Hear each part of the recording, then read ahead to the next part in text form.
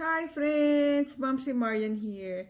Let me share with you our book sale haul in North EDSA, SM North EDSA. So, parang twice tayo magkasunod na week or days that we were in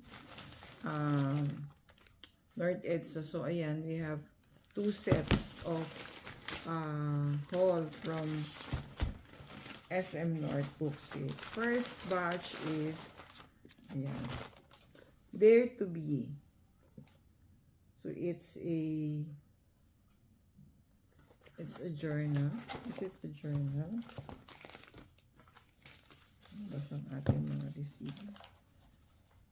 So it's a journal. Journal siya. May mga blank pages that we can write our thoughts. Dare to Be. I think there are challenges. Dare to begin.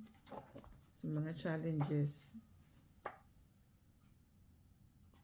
With mga thoughts, mga writing. Dare to be real. Yan. Then, another one is Dare to build a life you love, growing boldly. Yan. This is the start of something good. Yan, I think this is also a journal. Yan, may mga spaces din for us to write our thoughts and what we would like to share the world. So, eventually, maging book natin ang ating mga writing prompts. Thank you for watching, guys. See you on our next video. Hi, friend! Hindi pa pala tapos ang ating haul from North EDSA. Meron pa. Blessing your husband, an apple a day, help in every realm. Ayan.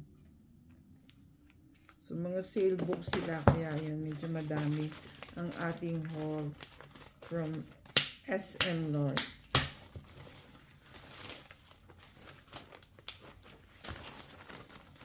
Check. Let's check. Let's check.